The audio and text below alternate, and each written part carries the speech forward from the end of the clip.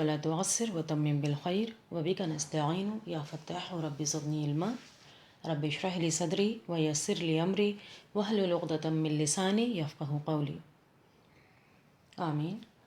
باب نمبر 7 لسان۔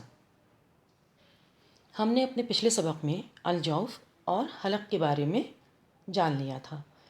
انشاءاللہ تعالی آج ہم لسان کے بارے میں پڑھیں گے کہ ہماری زبان سے کون کون سے مخرج ادا ہوتے ہیں۔ لسان یعنی ہماری زبان، ہماری ٹنگ۔ زبان میں 10 مخارج ہیں۔ ان 10 مخارج کو زبان کی 4 جگہوں میں تقسیم کیا گیا ہے۔ زبان میں 10 مخارج ہیں اور ان 10 مخارج کو زبان کی 4 جگہوں میں تقسیم کیا گیا ہے۔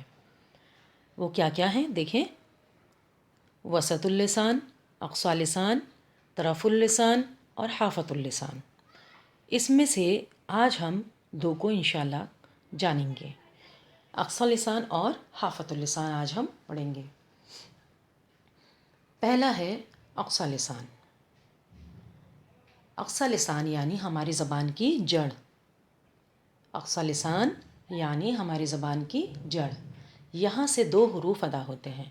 دیکھیں پکچر میں، پہلا ہے قاف اور کاف۔ قاف اور کاف۔ جب ہم قاف کو ادا کرتے ہیں تو دیکھیں ہماری زبان کس طرح سے ہوتی ہے، اور جب ہم کاف کو ادا کرتے ہیں تو ہماری زبان کس طرح ہو جاتی ہے۔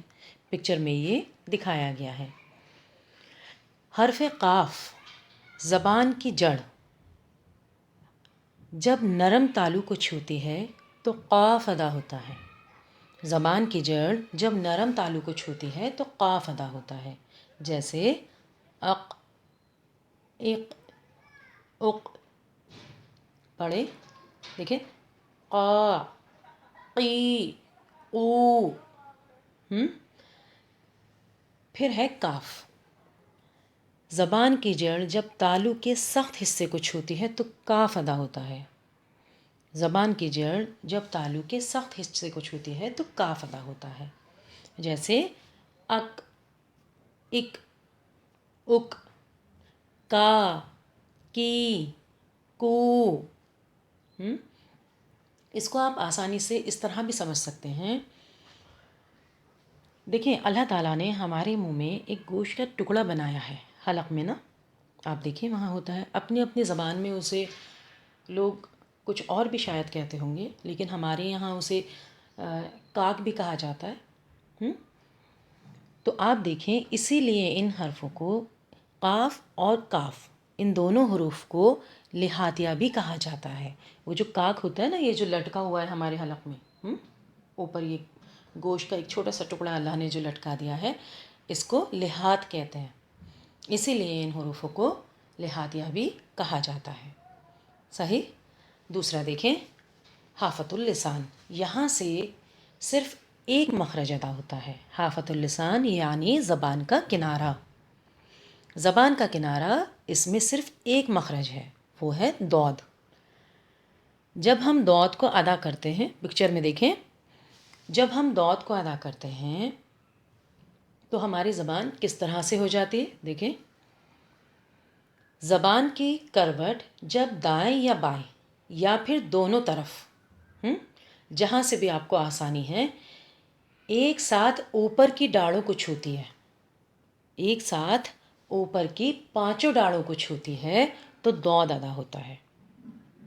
جی، دود بائیں طرف سے آسانی سے ادا ہوتا ہے۔ آپ دیکھیں پکچر میں بھی دکھایا ہوا ہے، یہاں ایرو ہے، بائیں طرف سے دود آسانی سے ادا ہوتا ہے۔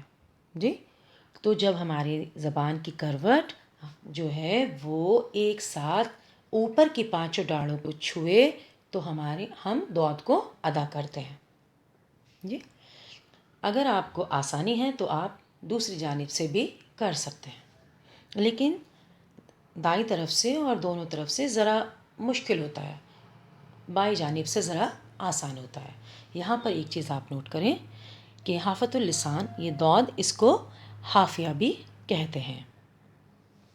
ایک اور چیز یہاں پر آپ سمجھیں، آپ یاد کر لیں اسے، کہ یہ ایک ایسا مخرج ہے جو بولنے کے اعتبار سے، ادا کرنے کے اعتبار سے اس کا مخرج سب سے بڑا ہوتا ہے، اسی لیے اس کو استطالہ بھی کہا جاتا ہے۔ انشاءاللہ تعالیٰ جب ہم صفات پڑھیں گے تو اس میں آپ اس کو اچھی طرح سے جان لیں گے کہ اس کا مخرج سب سے بڑا ہوتا ہے۔